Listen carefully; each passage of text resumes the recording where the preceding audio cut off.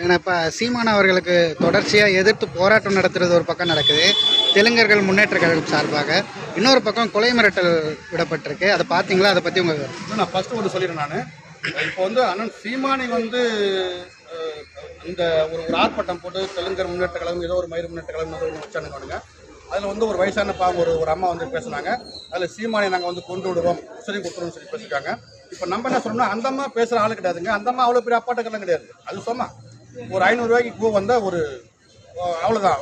எப்படி சொல்கிறது, அவங்க அம்மா என்ன சொல்லிட்டேன், அது தப்பாக எடுக்கட்டேன். இந்த ஆளுகின்ற திராவிட மண்டல வக்கட்ட அரசு அவங்களே பேச வச்சு அழகு பார்க்குது. என்னோட பதில், அவங்க பேச வேண்டிய தேவை என்ன இருக்குது? சீமான் எம்எல்ஏ இருந்தாரா, எம்பியாக இருந்தாரா, இந்த மண்ணை 5 வருஷம் ஆண்டாரா? ஒன்றுமே கிடையாதுங்க. அப்படி இருக்கு சீமானை திட்டணும். ஏன் தமிழ்நாட்டை தமிழ் ஆண்டுருவான், எந்த பயம்? இப்போ தெலுங்கு ஆண்டாங்க, அவங்க வசதியாக வாழுவாங்க, அப்போ வசதியாக ஆளுவாங்க. அப்போ தமிழ் ஆண்டாக்க இந்த வசதி வாய்ப்பு போயிடும். ஏன் எங்கள் அண்ணன் அரியணை என்ன செஞ்சு விட்டு அந்த பயம், அதுக்கு பயந்துட்டு தான் அந்த அம்மா மாதிரி ஒரு வயசான பொம்பளை விட்டு பூ விடுறது. புரியுதுங்களா? நம்ம அதை கடந்து செல்வோம். அதுக்கப்புறம் கேட்டீங்க, ஒரு பிக்காளி பையன் பேர் என்னப்பா, சந்தோஷம் பேர், சதீஷோ சந்தோஷம். அவன் நல்லா பார்த்தாலுக்கு பண்ண கிடையாது தம்பி. நல்லா பார்த்தாலுக்கு பண்ண அப்படி இப்போ சொல்ல மாட்டான். அப்புறம் வாக்கு மூலமே கொடுத்துருக்கான். என்ன கொடுத்துருக்கான்? சீமான் தலையை அறுத்து விடுவோம், அவருக்கு கடைசியான கொடுக்கறது மரணம். ஏய், செருப்பு கொண்டு அடிச்சு விடுறது நான் அயோக்கிய யாரை பேசிட்டு இருக்கேன்? என் மண்ணில் வாழ்ந்துக்கிட்டு, என் தண்ணியை குடிச்சுக்கிட்டு, என் கதை சுவாச்சிக்கிட்டு நல்லா வசதியாக வாழ்வேன். நீங்கள் எங்கள் அண்ணன் சீமானை கழுத்தரிப்பியா செஞ்சு விட்டுருவான். இது அஞ்சுவதும் அடி பணிவதும் தமிழன் பரம்பரைக்கே கிடையாதுன்ற ஒரு கொள்கை முகத்தை வச்சு தலையில் வர பிள்ளைங்க நாங்கள் எங்கிட்ட வெத்து படத்தோட தம்பி சொல்ல மாட்டோம், செஞ்சு விட்டுருவோம். இந்த முறை ஏதாவது கூட்டணிக்கு வாய்ப்பு இருக்குன்னா மற்ற எல்லாத்தையும் இல்லை, இது எல்லா ஊடகமுமே நான் இப்போ நீங்கள் இதுதான் கேட்டுட்டு இருக்கிறீங்க. இதில் என்ன கூட பார்க்கணும்னா, நம்ம ஆல்ரெடி கூட்டணி தான் தம்பி. நம்ம நீங்கள் நினைக்கிறீங்க அண்ணா திமுக கூட போனால் கூட்டணி, திமுக கூட போனால் போட்டு கூட்டணி, இல்லை பிஜேபி கூட போட்டு கூட்டணி அப்படின்னு அப்படி இல்லை. நாங்கள் எங்கள் மக்களோட கூட்டணி, எங்கள் அக்கா தங்கச்சியோட கூட்டணி, அடித்தட்டு மக்களோட கூட்டணி, அதிகாரமற்ற வாழ்கிற மக்களோட நாங்கள் கூட்டணிங்க. ஏன்னா பணம் படித்த பெருசாக வாழ்கிறாங்க பார்த்தீங்களா, அம்பானி, லட்சுமி மற்றும் கூட கூட்டணி இல்லை. யார் கூட கூட்டணி? இந்த தமிழ்நாட்டில் எங்களோட இணைஞ்சு ஒன்றா பிறந்து வாழ்கிற இந்த தமிழ் மக்களோட எங்களுக்கு கூட்டணி, மக்களோட தான் கூட்டணி. அரசு கட்சியோட கூட்டணி ஒருபோதும் கிடையாது. அண்ணன் தெளிவாக சொல்லியிருக்காங்க. நான் திராவிட கட்சியோடும் தேசிய கட்சியோடும் ஒருபோதும் கூட்டணி அண்ணன் சொல்லியிருக்காங்க.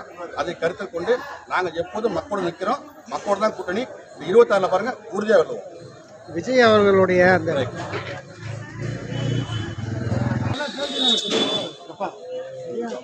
விஜய் அவர்கள் பார்த்தீங்கன்னா இப்போ கோவை போயிருந்தார், பூத் கமிட்டி மாநாடு நடந்து முடிஞ்சு அடுத்து மதுரைக்கு போகிறதா இருக்காரு. அவருக்கு வர அந்த கூட்டத்தை எப்படி பார்க்குறீங்க? அதை பார்த்து நான் ரொம்ப தெளிவாக சொல்கிறேன். புரட்சியாளனுக்கும் ரசிக குஞ்சுகளுக்கும் வித்தியாசம் உண்டு.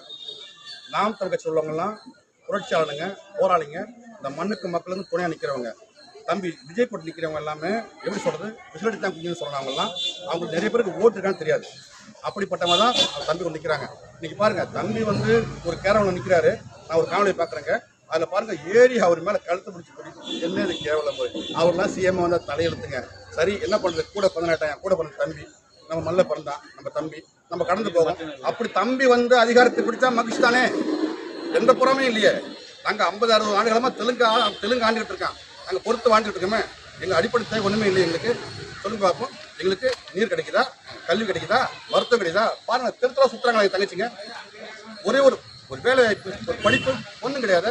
அப்போ 50க்கும் மேற்பட்ட ஆண்டுகளாக திராவிட கட்சியோடு நாங்கள் அடிமை வாழ்ந்த விட என் தம்பி விஜய் ஆண்டு தான் போட்டுமே, இது தப்பு இருக்கு இல்லை. ஆனால் அவருக்கு அதிகமாக திமுகவிலேருந்து வெறுப்பு பிரச்சாரம் பண்ணிடுற இப்போ சீமானுக்கு பண்ண மாதிரி விட மாட்டான்.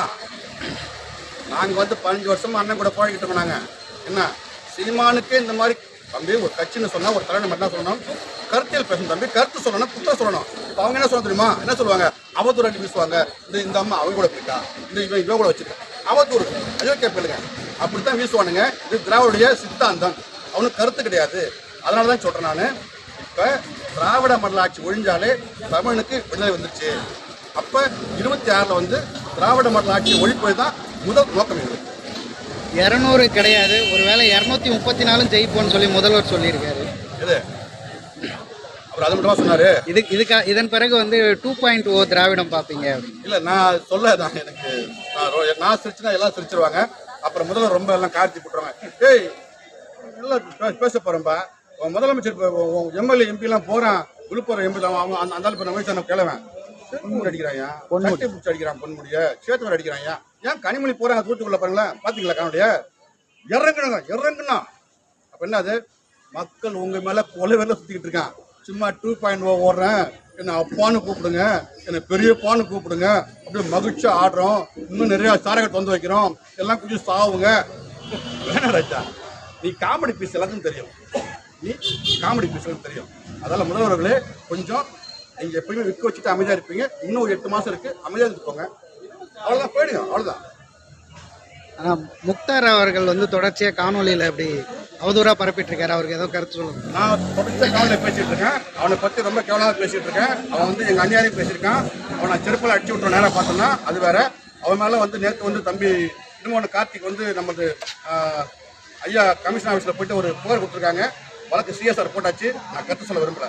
ஆனால் கருத்து சொல்ல விரும்பாட்டியும் இந்த காவல்துறை சுட்டாலும் சேர்த்தா நேராக பார்த்து செருப்பால் அடிப்பேன். நன்றி. நன்றி.